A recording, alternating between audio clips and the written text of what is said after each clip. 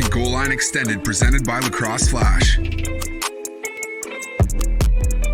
What's going on, everyone? Welcome to Goal Line Extended on the Lacrosse Flash podcast network. Today is Tuesday, June 1st, and I'm your host, Ryan Hulsebos. Glad that you could join us as we get set to look back at a wild Final Four weekend and one of the best finals that we've ever seen as Virginia comes out on top in a shootout and are the reigning and defending 2021 NCAA Division I Lacrosse National Champions. An absolutely incredible weekend, and joining me to reflect on this weekend's games are Flash analysts Harrison Silcox and Liam Kelly. Gentlemen, happy to have you both with me as always. How are we feeling fresh off this awesome NCAA tournament?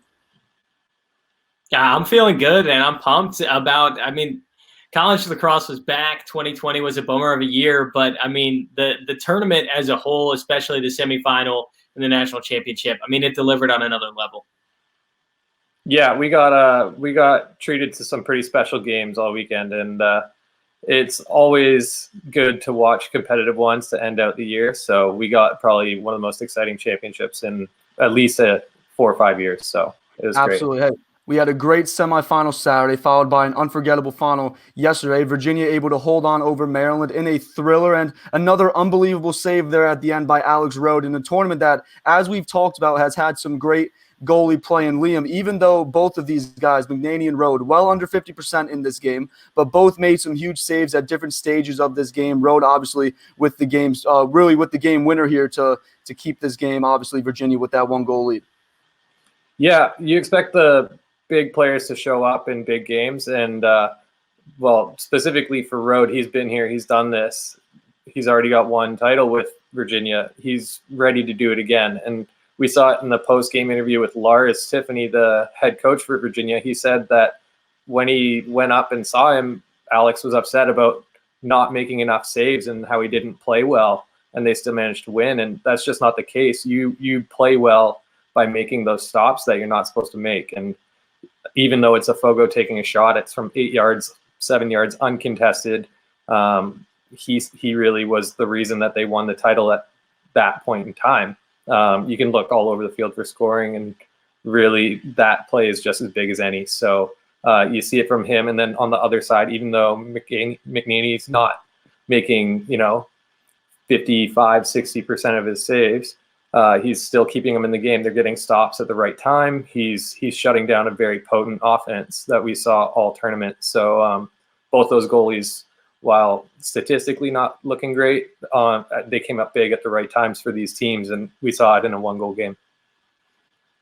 The goalies holding their own in this one, and really that's all you can ask for from both of them, obviously, with all the offensive talent on both ends of the field in this one. And early on, it looked like this could be a low-scoring game. We actually went the first 6 minutes or so without a goal, but then the Stars emerged, and the goals did start to come at a very rapid rate for Virginia. Connor Schellenberger, who was named the most outstanding player, he scored 4 goals and added 2 assists. His partner, Matt Moore, the quarterbacks of this Virginia offense, he also posted the same stat line with a hat-trick also coming from Jeff Connor, a goal each from Dox Aiken, face-off man Petey LaSala, and LSM Jared Connors. And then for Maryland, 9 different goal scorers, as Logan Wisnauskas led the way with 5 goals and an assist. Bernhardt scored 2 goals and 3 assists, and Anthony DeMeo and Danny Maltz, each scoring twice. A game that started off slowly in terms of the scoring, ended up turning into the shootout that we got, the 33 combined goals, tying the highest scoring final in NCAA Division I history. And Harry, we expected and hoped that this game would be tight. Virginia on a few occasions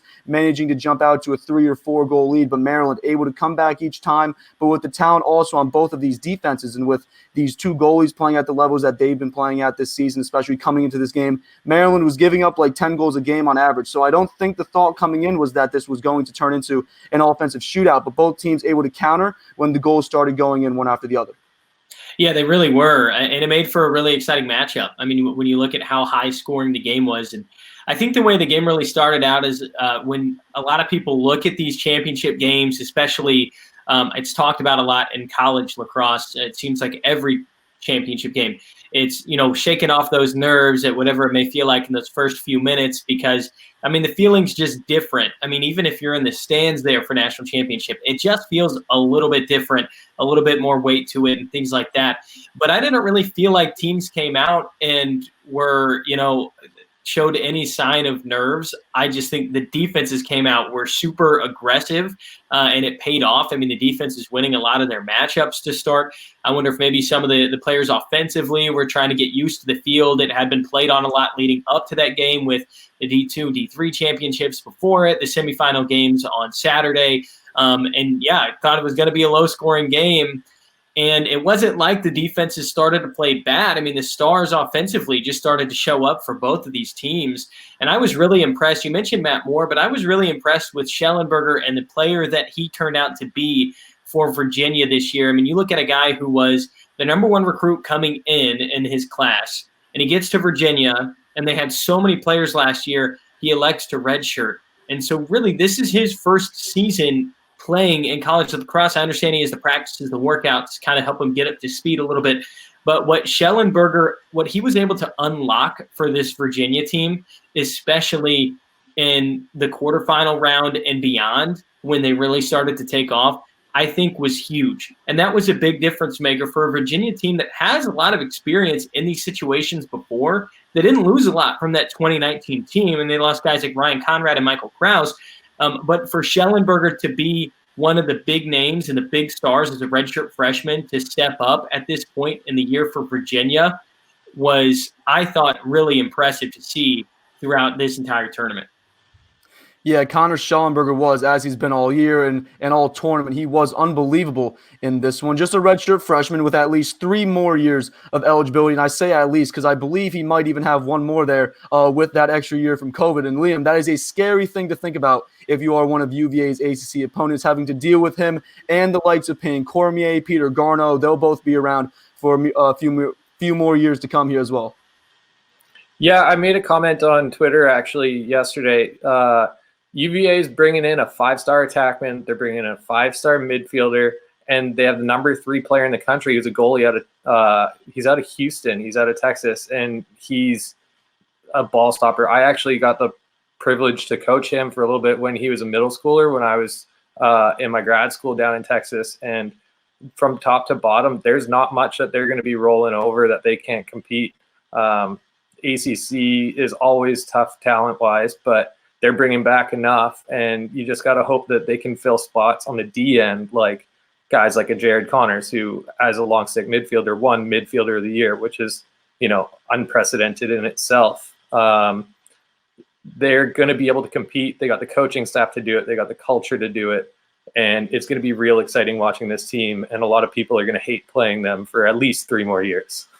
Hey, how about Lars Tiffany there, bringing out the old wooden stick? Love to see that there from Coach Tiffany. And then, Harry, you brought up the weather there. We were expecting this field to be real sloppy, and they were mentioning that on the game broadcast, but it didn't look that bad. The goals even looked real good. I believe they played every game this weekend on that field, especially for the men's. So the field looked great. Great conditions. Obviously, I believe it rained up north. My parents, they're from New Jersey. They're telling me it's been ugly all weekend, so I'm expecting, Connecticut's not too far away. The field conditions looked great. So props to the field people, whoever manages that, obviously, as the guys in the broadcast shouted out. But what were you going to say there?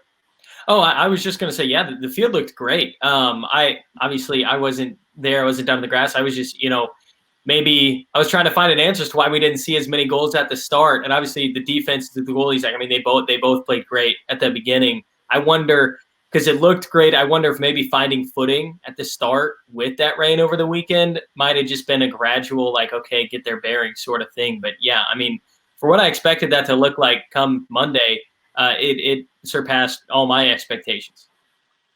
Absolutely. Obviously, we were expecting the field to be a little beat up, but it did look very good. And then back to kind of the conversation we were having. We had some incredible freshman performances this season, whether it was Connor Schellenberger there for Virginia leading the way. He had 73 points this season, absolutely magnificent. Brandon O'Neill for Duke, he was fantastic, 45 goals as a true freshman. And then Owen Hiltz for Syracuse, Colin Krieg for UNC, putting together great seasons as well. So a lot to look forward to going into 2022 and beyond. And this Virginia offense returning most of its offensive firepower in 2022, minus Doc's Aiken grad transfers, Charlie Bertrand and Jared Connors. We'll throw Connors in there as a part of this offense as well. But for Virginia, a three-peat is definitely not out of the question with all the talent returning on this team. And as Liam's mentioning there, all the talent coming in for this Virginia team.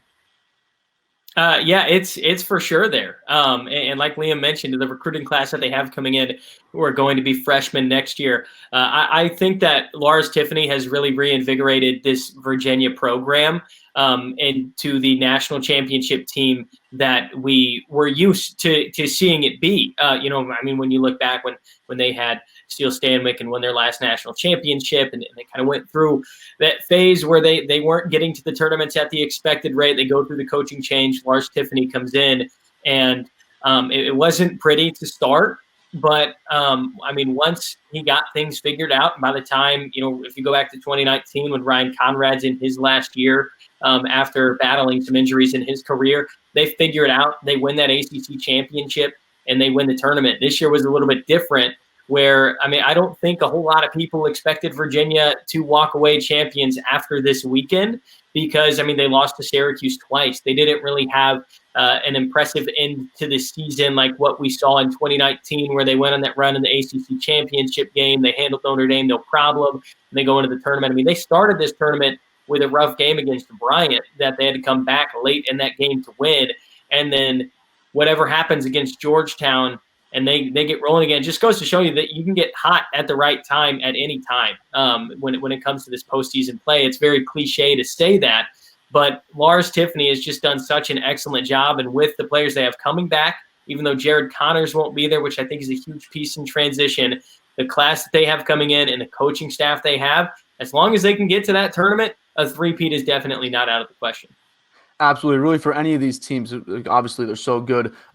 Whether they're ACC, Big Ten, any of these teams get that make it to the tournament. Any of them really have a chance. But Virginia, obviously, coming in with all this offensive firepower, they're bringing back a lot of their talent there on defense as well. Bringing in the new freshman class of next year, expecting Virginia to be really dangerous. And then back to this game, the face-off battle was one that we were expecting to be not as close as we might have expected the game to be. Obviously, I said on Thursday's show, I'm picking Virginia because I think that Pete LaSalle at the face-off X was going to be the difference. You got a guy who's consistently winning a ton of draws, winning his head-to-head matchups, and then helping the offense get the ball in the back of the net as well. He came in with 8 goals and 5 assists on the season. He was able to add one of each in this final, along with winning 21 of 37 face-offs, the second highest number that he's taken in a single game this season. But he lost the last one that could have been a decisive one had Luke Weirman scored the game-tying goal as the clock fell to zeros. Weirman coming in relief of Justin Shockey, who did struggle early.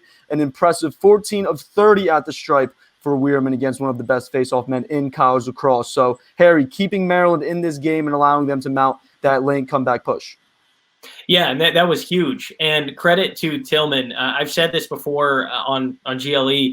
I think that this year he was the best coach in the country, even with that all Big Ten schedule that they wound up playing, just with the adjustments that he makes. And so things aren't working out with Shockey.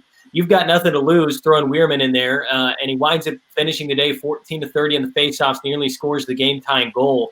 And at that point, I mean, if you're Tillman, what do you got to lose? Maryland can win games without winning faceoffs. So if Shockey's not getting it done, throw in your other faceoff guy, mix it up on LaSalle, and it worked. And it almost gave us one of the most exciting finishes we've ever seen in a national championship game had Rode not made that stop at the end. So credit to Tillman on the coaching change, credit to Weirman to just be ready to go in the biggest game of his life, to play, I don't want to say it's the game of his life, but to make a huge impact, and Maryland able to stay alive despite, having trailing by some pretty big numbers there late in that fourth quarter. So that face-off change, I mean, it was massive. Absolutely, and obviously thinking back to it, it would have been a very memorable way to end regulation there. We would have been going into overtime, so we would have had some extra lacrosse there had he scored that goal. But unfortunately, unfortunately for us as fans, didn't score the goal. We would have loved to see some extra overtime lacrosse, but fortunately for Virginia, Rode able to come up big, make that save. We had some big saves in this one. We got some big hits, swings in the action in terms of scoring, some awesome highlight plays. Jared Bernhardt continues to be a human highlight. I can't tell you how unfortunate it is that we'll have to wait a whole nother year to hopefully see him play in the PLL. But everything that you could ask for out of a national championship, we got, and we could not be more grateful. Again, hats off to everyone that was able to make this college lacrosse season a success, and congratulations to the Virginia Cavaliers on a phenomenal 2021 season as they are back-to-back national champions. And 4 of us on our Flash staff were able to pick this one correctly, including myself, able to avoid falling below 500 in our NCAA pick'em. That was very, very important. I did not want to fall below. I think I would have been 7-8. I finished 8-7 there. So definitely good that I didn't fall below. We will continue our picks into PLL week 1, but I finished again 8-7 after my incredibly strong conference championship run that I do like to remind people about. Harrison down at the bottom with me at 8-7, and Liam finishes tied at the top with Teddy Jenner at 12-3. So an impressive tournament for you, Liam, and we'll try to continue that success here into this weekend. Yeah, I got kind of lucky. A couple late game swings that brought teams back into winning for me. I did have Virginia over Duke in the national championship. I know Teddy Jenner's a big Seals guy, and his boy Dox is on the Seals, or drafted to them. So I decided that for competition's sake, somebody had to come out with a win. And absolutely, and I'm always happy to jump on the Terp train. That was an exciting team to watch all year. So it was fun to watch. It was a great tournament for them. But yeah, hats off to Virginia for this one. And I'm coming back for my title. Notably jumped off the Terps train against Duke, back on the Terps train here for the final. But for Duke and North Carolina, both falling on Saturday in the semifinals. North Carolina in a shootout with Virginia, Duke losing in a pretty embarrassing fashion, only managing to score 5 goals with all the offensive weapons that they have. And coming into this season, it was tough to imagine a final without Duke being in it, given a few of those additions that they made this offseason, especially offensively. And then North Carolina, they look great all year as well, but a tough pill to swallow for each of these programs, especially Duke, given that poor result there on Saturday. Yeah, it definitely not the end of the season that Duke wanted. I feel like it was pretty disappointing. Not a disappointing season, but a disappointing way for it to end. Obviously, Duke was loaded with talent, won a ton of games this year. They get to championship weekend. Only 3 other teams can say they got to championship weekend at the D1 level. But the final game, to just put up 5 goals, and no disrespect to Maryland's defense and also McNaney and what he was able to do in goal. I think he had like 17 saves or something like that. But for all the firepower that Duke had, that they picked up through the transfer portal, or who was coming in as a freshman in Brennan O'Neill, or Dyson Williams was coming into a sophomore year, and Nakai Montgomery, I mean, the list goes on and on. We've listed those guys' names all year. To only score 5 goals is a bit shocking. And I think that they just quite never figured it out. They never got everything to click at once for Duke. Obviously, all the pieces were there to have an incredibly high-scoring offense. But, I mean, they had a massive roster with a ton of depth. And I think that it was just hard for them to figure out, how do we find the hot hand? Who are we going to ride with? Are we going to go with Sowers? Because you've also got guys like, Brennan O'Neill is a really talented freshman. Dyson Williams was one of the best freshmen in the country last year, and we really didn't see a whole lot from him. And if you remember, one of his last games that he played in 2020 he sparked a massive comeback against, I believe, Richmond before that 2020 season was canceled. And then we just really didn't see much of him. So maybe Duke had some problems just trying to figure out, all right, how do we balance shots and run sets out of this incredibly loaded roster that they had. And Maryland's got their system. Maryland had their defense, and they didn't make any crazy splashes in the transfer portal. But Tillman, one of the best coaches out there, had his group, and they obviously have a ton of chemistry and clicked well all year long. And I just think that they were ready for it. And Duke just kind of was out of sorts a bit offensively.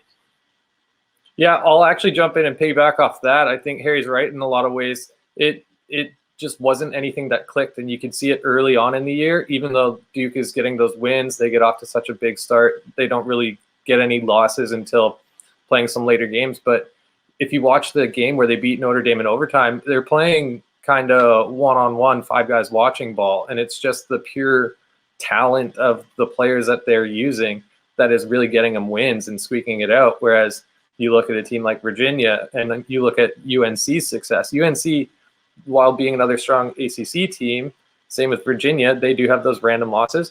They're playing motion offense. All the pieces are moving. They're able to find ways off ball where, you get the second, third, fourth passes. Like today, the Schellenberger kind of shovel pass. He just knew where guys are going to be, and you never really felt that from Duke. And I don't know if you fault just like a shortened 2020 and then an awkward 2021 where guys have to just learn who they're playing with? Or do you fault maybe a coaching staff for not just being able to piece that together and really making those guys get into that type of motion style? I think Sowers, we saw a bit of a drop off from Princeton because he was playing a lot of movement and constantly shifting pieces, which eventually gets guys open. And you don't see that when Duke steps on the field. And so I think it's more of a tough loss from this weekend for Duke because they couldn't make that transition. They end up losing by quite a large margin. And UNC has all their top pieces, or the majority of their top pieces, coming back. Chris Gray has another year. They play a tight one to the eventual national champs. So it's interesting. It'll be big seeing how they adjust next year because they also have the number 1 and number 2 guys in their 2021 recruiting class. So even though you bring in those big names and those stars, how are you going to use them? Yeah, I think Duke has 4 players in the top 20 to even go beyond just the 1 and 2. I mean, they're bringing in a crazy good freshman class. It'll be interesting to see how much John Danowski tries to dip into the transfer portal. We've already seen a few teams doing it. So maybe he's playing a bit with fire when you go into the transfer portal too much. I don't know, that might be overanalyzing it a little bit. But yeah, I mean, the future's still bright for Duke. But I mean, you mentioned, I think UNC, when you come back next year, they're going to have a few extra pieces. And those are teams that were co-champions this year. They bring in a solid recruiting class too, because they're North Carolina and ACC team, but they've also got Chris Gray coming back. Colin Krieg, it was just a freshman this year and was an outstanding goalie. So yeah, I when you look at those teams, co-ACC, they finish at the same point in the year. They played very different games.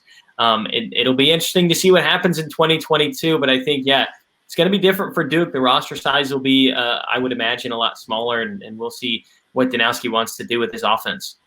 Yeah, we talked before about Virginia obviously bringing in all these big-time recruits. Obviously, UNC, Maryland, Duke doing the same. And then obviously you think as well the transfer portal for the next couple springs is going to be a big deal, being that a lot of these guys will have that extra year of eligibility. Only certain schools, ACC schools, being a few of them that allow guys to come in for that 5th year, for that grad year. So as you're saying, imagine that Duke, UNC, a few of these other teams, Notre Dame, already, I believe, secured a handful of transfers. So expect that to be another big thing this offseason, being the transfer portal, but definitely a tough way to end the season if you're Duke, North Carolina, especially as well for Maryland losing in the final. But that is why we play the game, and hats off to those 3 teams for giving us a great tournament and a great 2021 season. But gentlemen, that is going to do it for college lacrosse this season. An awesome year that we hope will continue into the summer with the PLL, which begins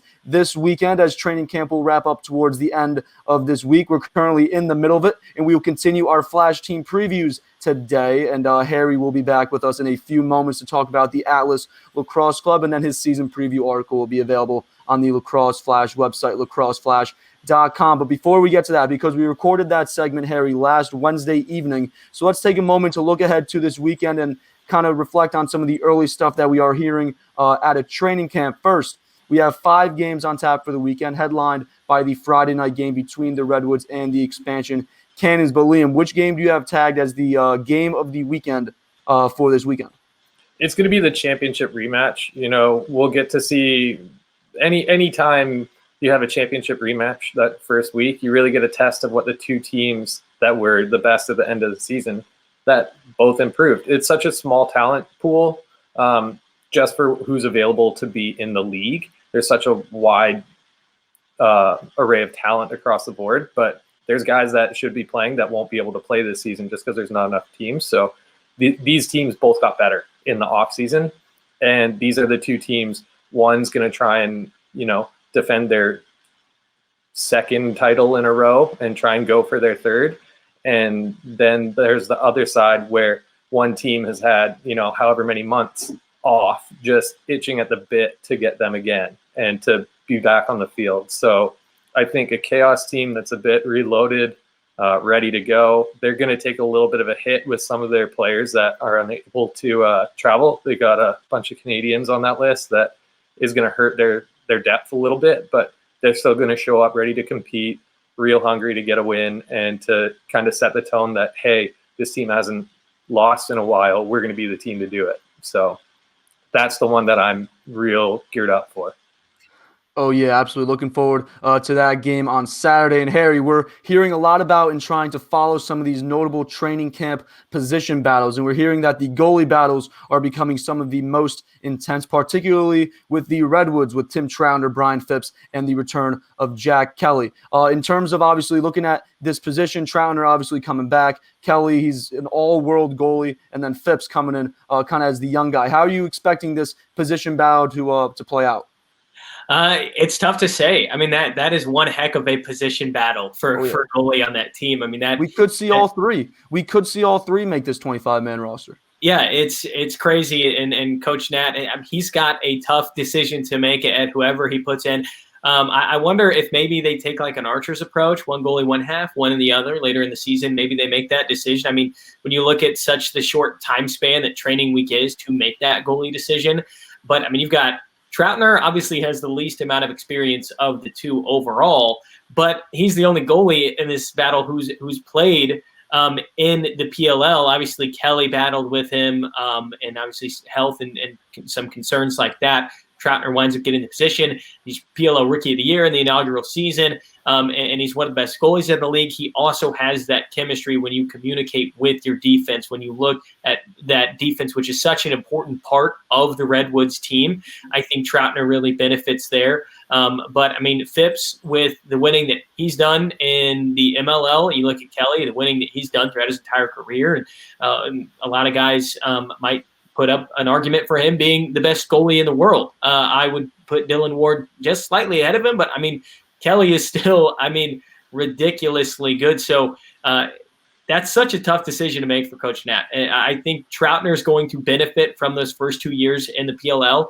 but it just speaks to how good this league is and the talent. I mean, Liam kind of mentioned it, and that there are some guys who aren't on rosters who you could very well argue should be on a roster. And, I mean, some people want to complain about that. I think that's a good thing in a way, where it shows just how competitive the league is and how just hard it is to get one of those roster spots. And so goalies in particular, I don't believe a single goalie got drafted out of college this year, because there's just already so many players at that position who can compete that you can get goalies from elsewhere than straight out of college, because there's just so much talent out there. So that battle with the Redwoods, this is the first time I can recall in what's a very young league that we've got three different names who could all be between the pipes come, opening weekend. And like you said, we might see all three on that roster. It'll be interesting to see, and like I mentioned to earlier, how the Archers did it in the first 2 years. Will the Redwoods kind of take one of those approaches? It's going to be a tough decision for Coach Nat to make. I'm glad I'm not the one who has to make it. Part of me kind of wants to lean Troutner, just because go with the guy who's been there in this league specifically.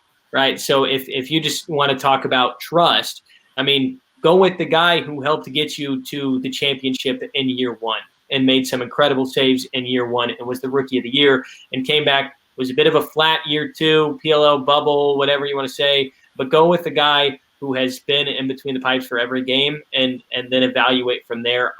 That's how I would process it, but it's not an easy decision to make at all. The Redwoods goalie battle has been one to follow going into camp with three. Coach St. Laurent also goes in with 4 face-off guys, so kind of figuring out who he might keep there on that 25-man roster, keeping both of those positions in mind, being if he does keep 3 face-off guys, probably can't keep 3 goalies, vice versa. So we'll see how those battles there for the Redwoods shape out, especially there at the face-off as well. And then the Chrome goalie battle as well has been one to watch, with 2-time MLO goalie of the year, with the 2-time goalie of the year competing with veteran John Galloway. Liam, you said on Friday's show that this is Galloway's job to lose, but do you still have that same belief? I do, but it might be short-lived. Galloway is getting older, like I mentioned in previous show. He hasn't had the best statistical years and in his time in the PLL. And an older goalie, all-world talent. He's been there before, done it at the highest stage, won championships. gives him that pedigree ahead of a younger guy. But this younger guy coming in, it seems like he's the next guy. He will be the guy once Galloway steps aside. I no disrespect to Tate Boyce. He just was put into an unfortunate situation. The biggest thing he can do is, come into camp, learn as much as he can. Hopefully, down the line, if they need a backup goalie, hopefully nobody gets hurt. But if there's any changes, that he can come in and, be on the roster. But Galloway has been that guy. He's been there. They had Queener in the past as well, I think. But Scanoni he's the real deal. And from everything I've heard about him, he's got great skill. He has all the right things to be a starting goalie in this league. He proved it in the MLL, and he proved it in college. So that battle will potentially be one that changes, kind of a week 2, week 3 type thing, as opposed to, at the end of the year or when somebody just decides to call it quits. If we see Galloway having a couple tough games to start the season, if that's the way that they start, in my train of thought, where I think it's his gig and then he might lose it, it could be an earlier thing in the year than a later. Hey, let's try this guy out, and all of a sudden Galloway can't win his spot back because this guy came in, and Scanoni has the ability to do that. But that's another battle that I think, you have 2 very strong players that you can secure a spot on your roster where it'll be taken care of. And then from there, it's just going to be up to the coaching staff. And again, as Harry said, I don't want to make that decision. I'm happy I'm not making that decision. But this is one, if you go back to 2019, just like with the Woods, I think we got some vlog action where Coach Nat's sitting with his assistants going, who starts? And he's asking them, and they're like, well, Timmy, but Gunnar can do this, in 2019 when they had Timmy and Gunnar Walt. But they're going to be set. They have a strong player in net, and then if there's any issues, they have a brilliant backup. I do still think it's Galloway's start. But for how many weeks or the season, that's up for debate. We'll just have to wait and see. Reigning 2-time MLO goalie of the year, Sean Scanoni. Name slipped my mind there before. But looking ahead here to week 1, very excited for it. Obviously, like I said, we got the Redwoods and the Cannons on Friday night to open up the weekend at 7 p.m. Eastern. The Chaos and Whipsnakes, the rematch of the 2020 championship game. That's Saturday at 5 p.m. Eastern. The Atlas and Archers follow that one at 7:45, and then the Cannons and Water Dogs will play on Sunday, followed by the Redwoods and Chrome. And then obviously looking at some of these teams that are favorites. The Redwoods favored by 1.5 in that first game with the Cannons. The Whipsnakes 1.5 over the Chaos. And then the Archers, Water Dogs, and Redwoods each favored by 1.5 over their respective opponents. So very excited here looking into this weekend. And gentlemen, I want to thank you for joining me today. Before we go, a huge congratulations as well to our other NCAA champs, Lemoyne, the men's D2 winner, RIT, the men's D3 champs in a thrilling double overtime game. And then on the women's side, Boston College, the D1 winners, Lindenwood won the Division II, and then the Salisbury women won the Division III championship. So congratulations to all of them for a great weekend. Harry will be back with us next to talk about the Atlas Lacrosse Club. Before I let you guys go, anything else here about the NCAA championship phenomenal game that we had? Liam, if you'd like to go first. Yeah, we covered the men's side pretty good. I want to give the women's side a big shout out. Their platform's starting to get bigger. We're seeing it on social media, but we're gonna see the transition of Charlotte North too. Oh, yeah. I think she's graduating and going on to pro this year, and we gotta at least acknowledge what she did this year. She is very arguably the best player, not woman, the best player in college lacrosse this year. She hit 102 goals on the season in that last title game. So to think about it, it's just kind of unfathomable, whether it's on the men's side or the women's side. And it's really nice to see that coverage coming for our sport on both sides, the men and the women. So wanted to acknowledge that for sure. I'll talk about Charlie Bertrand. That's he just caps off what was an awesome college career. I don't think that he was talked about enough when Merrimack made the jump from D2 to D1, and then when he transferred to Virginia. He's such a great player. I think he's going to be awesome in the PLL, but his last 3 years that he played in college, 3 full seasons, D2 national champ, D2 national champ, and then when he goes to Virginia, D1 national champ. Before that, they lost in the national championship game. So, 4 straight national championship appearances for Charlie Bertrand. He wins his last 3 before he goes and plays pro this summer. I think that is a really underrated storyline for him to make that jump from D2. He's a D2 player of the year. And the guy's just a ridiculous talent. And so, yeah, I got to throw that blurb in there because, that's pretty remarkable.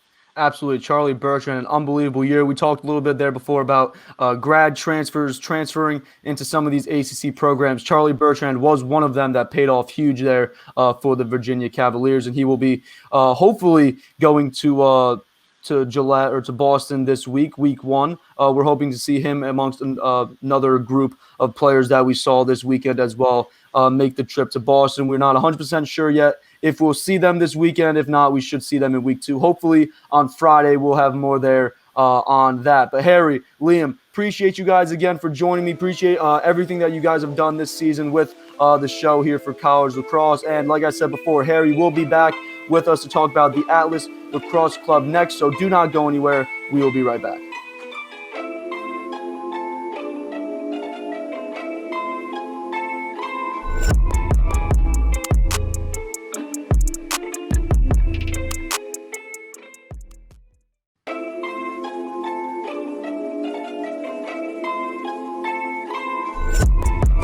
You're watching Goal Line Extended, presented by Lacrosse Flash. Welcome back to the show as we continue our 2021 PLO team previews ahead of the 2021 season, which begins this Friday, June 4, as training camp is now officially underway. And today we'll continue our previews with the Atlas Lacrosse Club. And joining me to talk about the Atlas is Flash writer and analyst Harrison Silcox. Harry, welcome back to the show. What's going on, my man? Not too much. Excited to be here and not far away from PLL opening weekend, so I couldn't be more fired up. We are not very far away. We are just a few days away now to opening weekend of the PLO in Boston. Very, very exciting stuff. Harrison, glad to have you with us as we're talking Atlas Lacrosse today, as you've covered the Bulls all offseason leading up to this training camp. A retooled Atlas team, as Austin Owens coined it back in March, fresh off a big offseason that saw a lot of turnover, and we're going to get right to it as there's no other news to really talk about. We hopefully covered all of our bases in terms of miscellaneous lacrosse news in our Final Four in college lacrosse recap segment, which is obviously before this segment. We're recording this one a few days early so that we don't need we don't want to scramble post-Memorial Day weekend ahead of our Tuesday upload. And thankfully, the PLO released that updated unavailable to travel list already, saving us from looking silly as we talk about all the cool stuff that we're hoping for and expecting to see from Jeff Teat this summer. And that's probably a good place to start because Teat,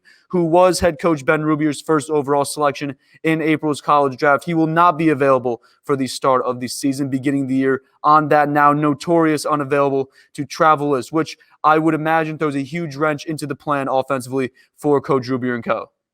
Yeah, it does kind of throw a wrench in there a little bit. I'm not sure how Rubier is going to handle this. Obviously, I'll give my guesses here in a minute. Huge bummer, though, with Teat being on that unable to travel list. A lot of players on that list that's going to kind of mess with what a lot of people are expecting heading into this season.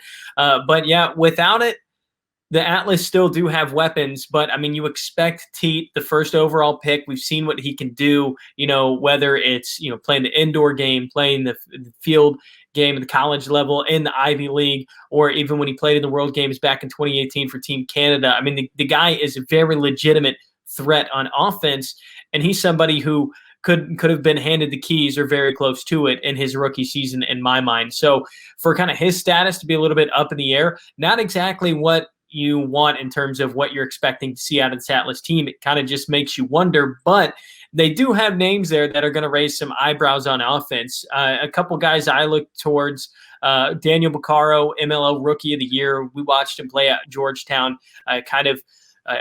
He's just going to score goals. I mean, this isn't a guy, he's not going to be super talkative. He may not be the most exciting player that the league mics up if they do decide to do that, right? He's not a Matt Gaudette kind of guy where you're going to hear him chirping a goalie or laughing maniacally, in a field mic. He's just going to go after, he's going to play offense, and he's going to produce. So Baccaro's an option there. Also, Eric Law, who's a familiar name in the pro lacrosse ranks for a really long time. He's done good things for the Atlas. He's been at that kind of MVP level. I believe he was championship MVP of the MLL championship back in 2016. So he's a great finisher, especially along the inside. And there's also experience there with Mark Cockerton, and Brendan Sunday is another great guy that Rubior can kind of plug and play. You just kind of wonder where does the offense start? Where does it initiate? How does this group mesh? How do they gel together? I know we've got training camp and stuff like that to try and wrinkle out some of those issues. But without Teat, it really does make you wonder what this Atlas offense looks like, that Rubior denies that they're in a rebuild, and you can debate that all you want. But it is a very fresh-looking roster for what the first 2 years were like for this club. So really interested to see what Rubior does with his attack line specifically, and I'm sure we'll get to the offensive midfielders later. But the guys are there who can score goals, but they got to figure it out quickly. And some of these guys aren't used to the PLL play yet. The style of play is slightly different. Smaller field, transition is different, shorter shot clock. Everything, the 2-point line is moved a little bit closer in. So spacing and things like that, some guys have got to figure that out quickly, like Daniel Baccaro, Cockerton, Sunday, and then even Caraway, who's coming in as a rookie from Georgetown.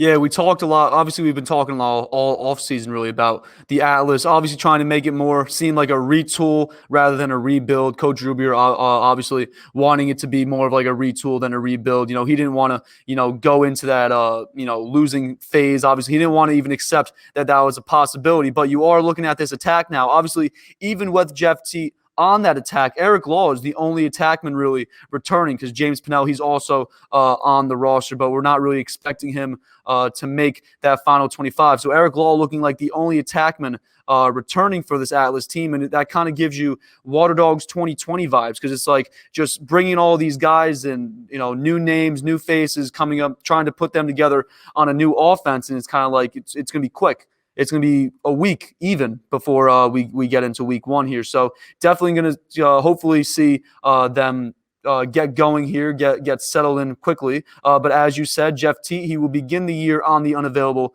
to travel list. And as we've been saying the past few weeks, since this list was made public to us, we really don't know anything else besides that they are on the list. We don't know if they'll come off of it, when they'll come off of it, how the teams will be forced to make it work if they are to bring a guy off that list. So a lot of question marks surrounding this unavailable to travel list. So something, again, that we will be keeping a close ear to as the season unfolds, but something that we can speculate. How does this attack line look without Jeff Teat in the lineup? To be honest with you, I really don't know. I expect that Rubior is going to rely on Eric Law heavily, just from a leadership standpoint and a communication standpoint. I don't really think Law is going to quarterback the offense or anything. I think he's best as a crease finisher, off-ball guy, get open. He's got great hands to catch and shoot quickly in tight spaces. But with that experience, as you said, in terms of returning faces for this team, and, he was there in Rubior's first year back in 2020. So I think that he's going to look at Eric Law just in terms of leadership, kind of lead the rest of these guys. And obviously, he's going to know some of the other guys who have been in the pro ranks for a while as well, with Cockerton and Brendan Sunday. So maybe they'll be able to find some sort of chemistry, synchronization there offensively.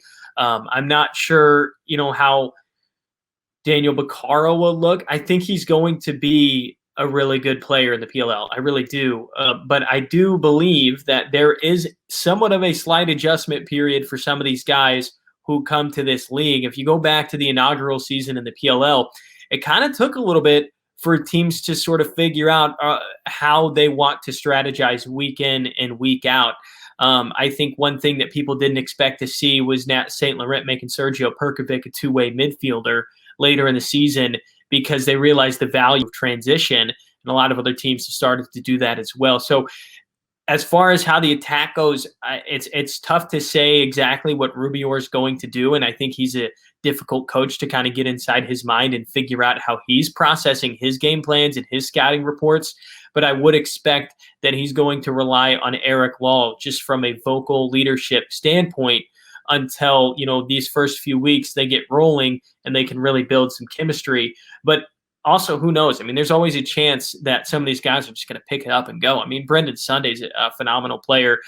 So is Daniel Baccaro. And maybe they'll hit the ground running in training camp, and Rubior might be surprised with what he gets. I mean, I think he was very specific on knowing the guys he wanted to bring to his team and all of these drafts we had in the offseason.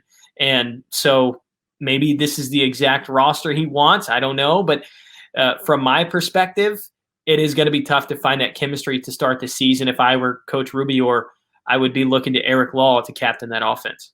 Definitely this offseason. You just said it, that it seems like he kind of handpicked guys that he wants. It seemed in the entry draft. I mean, there were a few other names available. He went out and took Baccaro fairly early. In terms of just looking at some of the defensemen that he drafted, Michael Rexroad, Andrew Newbold, both picks that he brought in the entry draft. Then at the short stick defensive midfield position, he took Danny Logan when Ryan Terefenko was still on the board. So it seems like he kind of handpicked certain guys that he really liked and said, yeah, it doesn't really matter who else is available on the board. I'm going to just take the guys that I like. So that might be his plan going into this season. We don't know, something that we'll watch going into the year, but we do know that at the Atlas will be missing Jeff Teat to start the year. So something that we will be following again as the year unfolds. But fellow rookie Jake Carraway, he played under Ben Rubior in high school. We're expecting him to factor in some form, whether at attack or running out of the box, along with all these other pieces that you talked about here, which leads us to the midfield, particularly the offensive midfield, which has seen some turnover as well, with Paul Rabel being traded to the Cannons and Connor Busick getting drafted by the Cannons in expansion. So two very big names, two of the biggest names in the sport, frankly, out of the picture if you're the Atlas. And now you're hoping for some of these other guys to step up real big here. We saw what Brian Costabile was capable of at the next level. He put together a great showing last summer in Utah. Romar Dennis will enter his second season in this offense under Coach Ben Rubior, and then Dox Aiken coming in as a rookie and Brent Adams coming over in a trade, a part of that offseason retool. How do you expect this offensive midfield to look in complementing this attack? I really like the midfield unit for Atlas. And now I still think that this team, there's a pretty big gap from some of the teams that are going to be competing for a championship this year and what the Atlas have, but they still do have a really strong midfield. And compared to the attack, a lot more familiar faces there. You mentioned Kevin Unterstein, Brian Costabile, Romar Dennis coming back. And then Brent Adams is a guy who has just been awesome so far in the PLL. I thought it was an absolute steal for the Cannons to get him out of the expansion draft. It was an even bigger steal for Rubior to trade for Brent Adams and bring him over. Third round pick. Yeah, third. I mean, third that's round pick for Brent Adams. And Brent Adams was really good in 2019. In 2020, it was kind of weird because they had to shuffle him around to some different positions because the Redwoods were trying to figure out their offense and Jules wasn't able to be there. And so for him to wind up with the Atlas makes them very versatile, especially in transition on the defensive end and even on offense as well. I mean, Brent Adams, put him where you want, and you're probably going to get some sort of value in terms of production back from whatever situation you put him in. So I like the midfield. And I think that what Ben Rubior was thinking this offseason was he wanted to make some trades. I think he inherited a team that I don't want to say he didn't like them. I think that's a very strong way to put it. But he inherited a team that wasn't necessarily his, and now he's trying to deconstruct and retool, if you want to put it in terms that maybe he would like a little bit more. So I think that's what he did when he traded Rob Pennell and Paul Rabel. And Rabel is an interesting one because he's a huge name. Part of the reason he's a huge name is because he's the co-founder of the league. But, I mean, Rabel hasn't been one of the top midfielders like what a lot of people expected and what a lot of people remember from his MLL days and even what he did before that at Hopkins. And so he gets rid of Paul Rabel. They do lose Busick, but they get more faces that I think Rubior wants on his team. And Brian Costabile is the future. In turn, not saying that he's your main star and you build around him, but I mean that type of two-way talent and the highlight of him shutting down Schreiber at one end and then scoring on Schreiber on the other as a rookie. That's your future in your midfield. And another guy like Kevin Unterstein provided a nice spark for him in the bubble.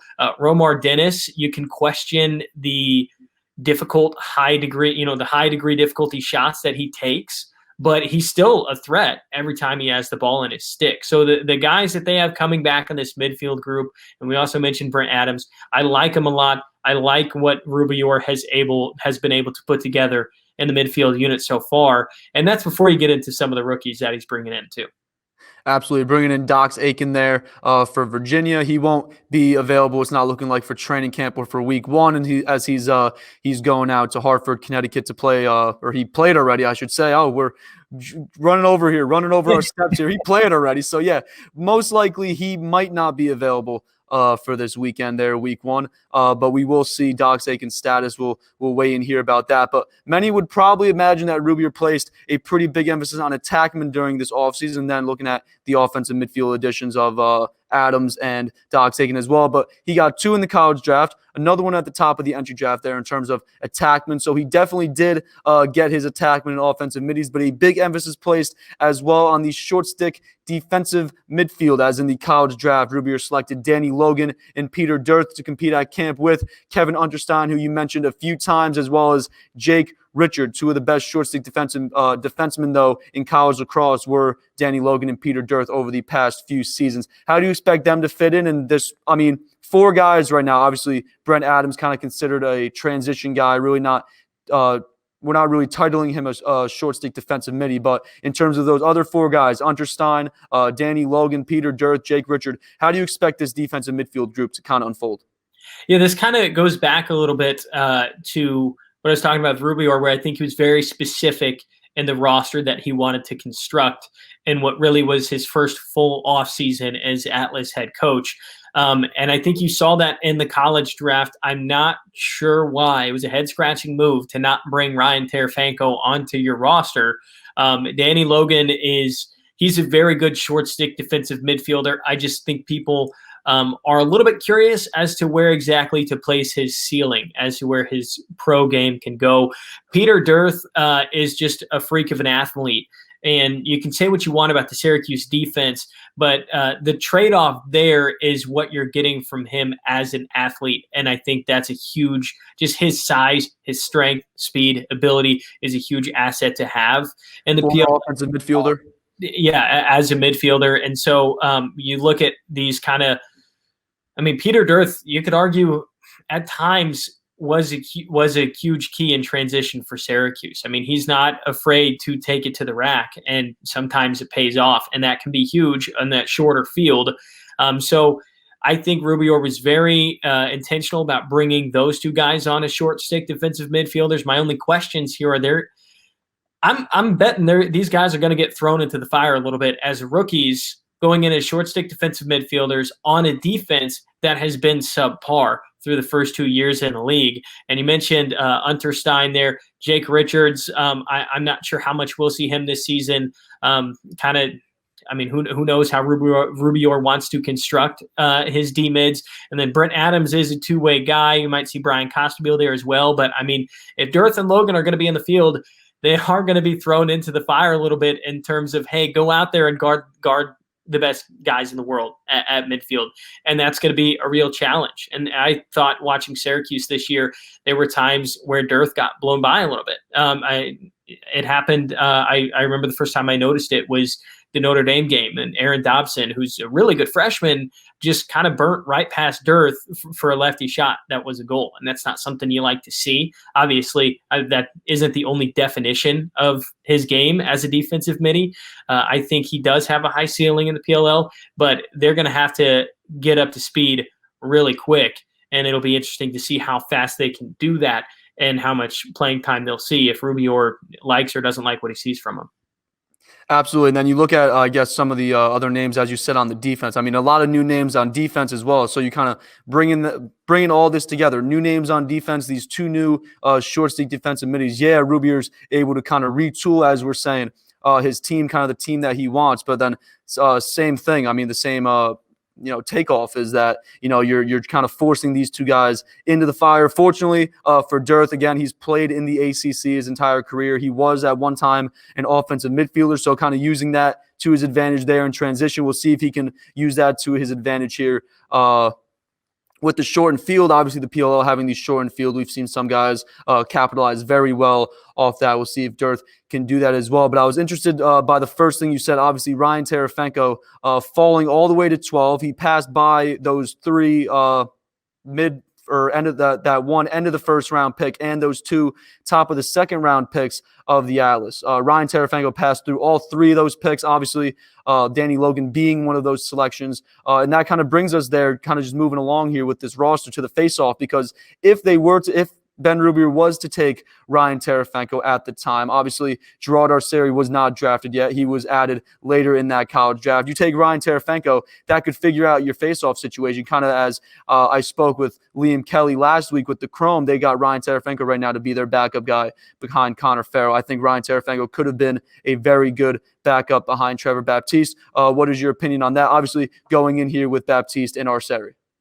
I think that if you're going to get a backup faceoff guy, I think Arceri is a better option than Terefenko, just because Arceri is more specialized at that position. And I know you could argue the versatility of Terefenko, but that goes outside of the faceoff position in my mind. And I think the reason why Terefenko you saw him taking a little bit of faceoffs this year was the change in the standing neutral grip rules, which that's thrown out the window with the PLL because they have a whole different rule set at their face-offs. You call it the stripe, whatever you want to call it. But I like the versatility that the Atlas got. I think Baptiste is one of the best face-off guys in the world. Nobody's questioning that. He's been that since he stepped onto the scene in Denver and continued his game into the pro ranks. But he has been taking almost every single face-off for the Atlas, and you got to think that's got to wear you down as a face-off guy. I mean, when you just look at the way that those guys just kind of go at it on their knees at the turf of the field, and some of these games are really high scoring. And I mean, Baptiste is out there for every single one of those face-offs that he possibly can be, unless he gets a violation or something in regards to that. So to combo that with Gerard Arceri, who has been one of the better face-off guys in the Big Ten over the last few years, it makes the Atlas more versatile. It gives them an option if Baptiste does commit a violation, but it also gives them an option to say, I mean, if the Atlas play the Whip Snakes and Nardella is winning every single face-off like he did in the bubble, and it's not going to get any better if you're throwing the same guy out there every time. You can mix it up, throw Arceri out there. He might have some different cadences, some different process to how he tries to clamp or how he tries to escape or his counter moves. You can leave that discussion for Greg Gridlian. But I think what Arceri brings to the table is depth at the position, which is helpful, but then versatility, which can be huge if Baptiste, for whatever reason, isn't getting the clamp as fast as he normally would.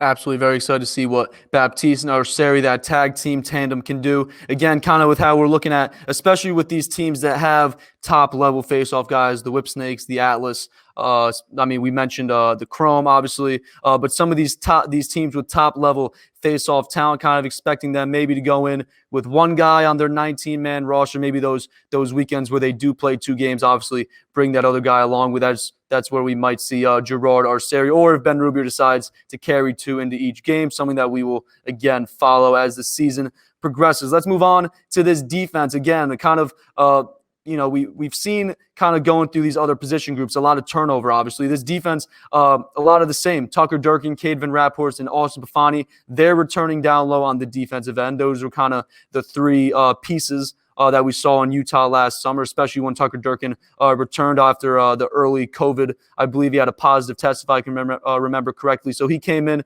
about halfway through that tournament. They got those three guys returning.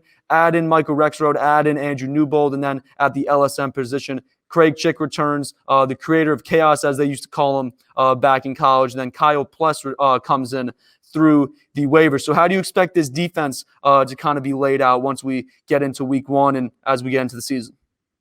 It's kind of weird because they do have some new faces, but they also do bring back familiar guys. But also, Kyle Hartzell is no longer there. Callum Robinson's no longer there.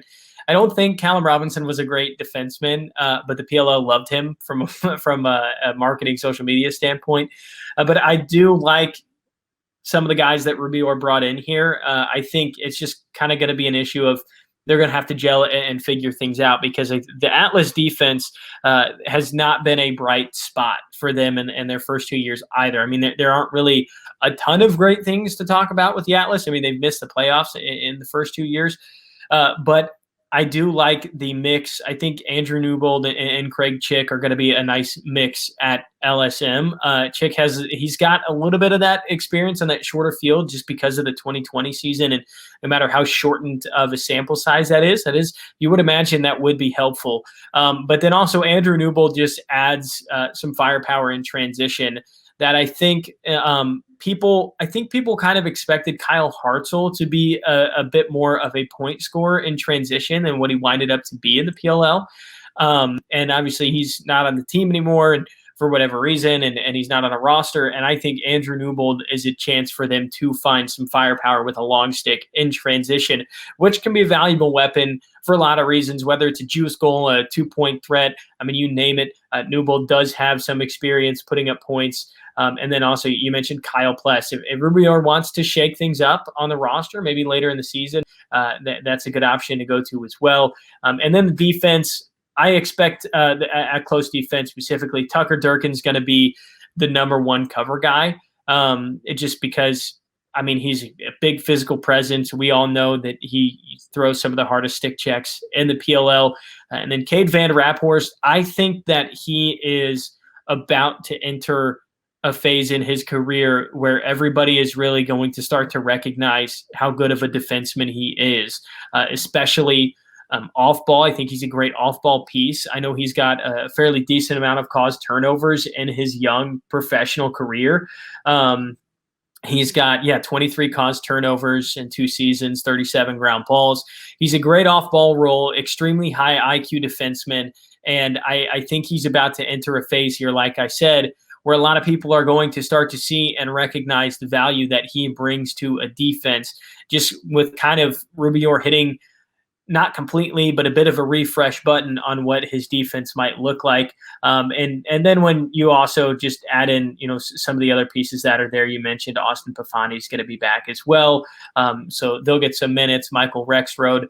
I think that these guys are going to need to figure it out quickly. And because it is going to be a little bit different when some of the familiar faces are no longer there, whether it's Kyle Hartzell or a guy like Callum Robinson, whatever you want to say about those guys, there's going to be a bit of a transition there. So we'll see if the Atlas are able to clean that up. And also, the change at defensive coordinator for Rick Beardsley, who exited in the offseason. Ken Clausen's come in. I know a lot of people are excited about that hire. And I think anytime you bring in a guy who's a former part of the coaching staff with the Denver Outlaws, it's a win. And I believe he and Rubio have a history together as well. So maybe this is the year they kind of clean things up on defense a little bit. We'll see. But like I mentioned, I'm really excited to see what Cade Van Raphorst can do over the next few years at the professional level. I think it's going to be really exciting.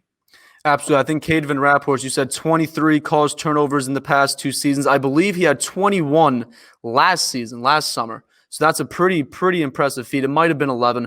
I might be way off with that. But either or, very impressive feat, as you said as well. Ken Clausen coming in as the new defensive coordinator. So some changes here on defense. Obviously, bringing in a new DC, a big change in and of itself. A few of these players, though, I believe, Rexroad, Newbold, plus 2 of those 3 at least, I believe, played on the Outlaws at some point in their career. So some familiarity there, even though you are bringing together a few unfamiliar faces, familiarity there, very important. And then you mentioned the LSMs as well. We're kind of seeing the game in terms of the LSM position translate to, a lot of transition.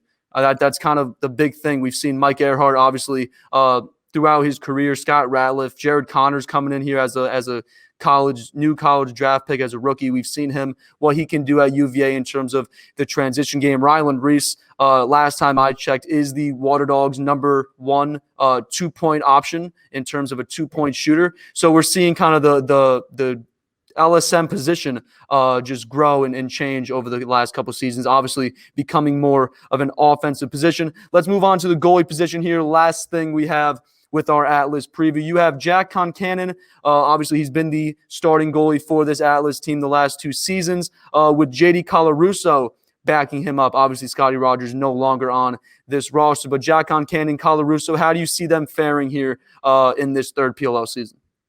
I don't see I think it's Jack Concannon's position to lose. I don't really think there's a goalie battle with the Atlas.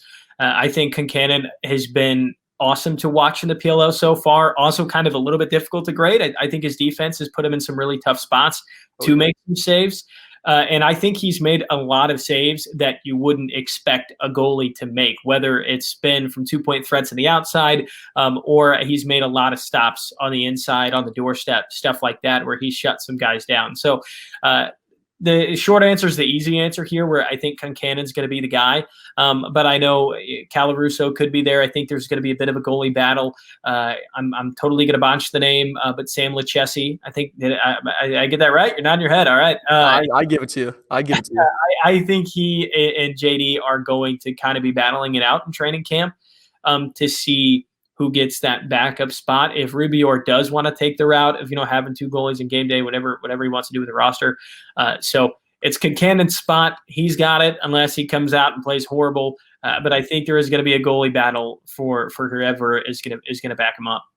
Like we're saying with all these team previews, competition is the best problem that any of these head coaches have. So something that we'll continue to watch into training camp throughout the rest of this week, into week 1 at the end of the week, start of the weekend. Very excited for it. And then you mentioned as well, Jack Concannon. I mean, if you look at the Atlas 2020 summer out there in Utah, they would have been winless had it not been for Jack Concannon in that first game of the tournament against the Water Dogs. He himself kept them in that game, I believe, if I remember correctly. If he kept them in it for the Atlas to come back, or he just kept it in it. Him and Eric Law. I mean, yeah. Concannon on one end and Eric Law scoring all the goals in the other. Oh, yeah. So it was, I believe it was. I was saying it was either the Atlas holding on to a lead or trying to hold on to a lead or coming back. I think it was. They were on their way back, and Jack Concannon, I believe it was the third quarter, made a ton of big saves to keep them in that game. So looking to see how that goalie battle kind of comes out. As we're saying, really not a goalie battle, more of Concannon's job to lose, but we'll see how the rest of the position shakes out. But the Atlas, after some shuffling at odds, they currently hold the largest odds to win the PLO championship this summer at 12-1.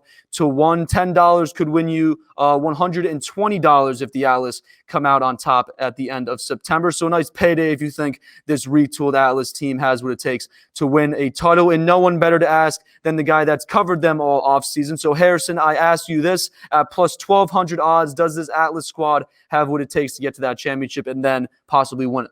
No, don't take it. Don't do it. Save your money. I mean, a lot of respect for these guys playing in the PLL, but if you're smart, if you know what you're doing, there are better odds elsewhere. I don't know. Maybe take a look at that MVP board. I kind of like Rob Pennell and his odds. I don't remember exactly what they were, but if you're gonna gamble, if you're a big gambler, stay Atlas in terms of futures. I don't know. Maybe later in the season, the odds will change. Maybe it gets better. They have a good season, but I wouldn't bet on them at this point in the preseason to be winning a playoff game. I don't know. I think there's a lot of competition in front of them, but who knows? Rubior could prove me wrong.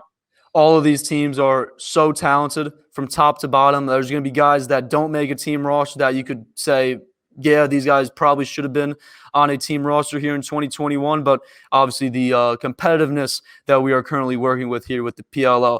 Harrison, I appreciate you joining me as always as we take a look at the Atlas Lacrosse Club in the middle of training camp and ahead of the 2021 season. Before I let you go, you just mentioned it there before you finished up there. We got a handful of player futures on DraftKings Sportsbook recently, from MVP, as you just mentioned, to the top goal and point scorers, to some special plays like over-unders for the most goals and points to be scored in a single game. So a lot of options to fill your gambling itches for this summer, and we're expecting more opportunities to come up as well as the season goes on. But looking at these MVP odds, Obviously, your Lyle Thompsons and Matt Rambos of the world are the favorites. But scrolling down that list a little bit, I know you said Rob Pennell there with the Redwoods, obviously coming over from the Atlas in a trade to the Redwoods. But any other names that pop off the screen, that you think could complement the odds value as a possible winner of this MVP award?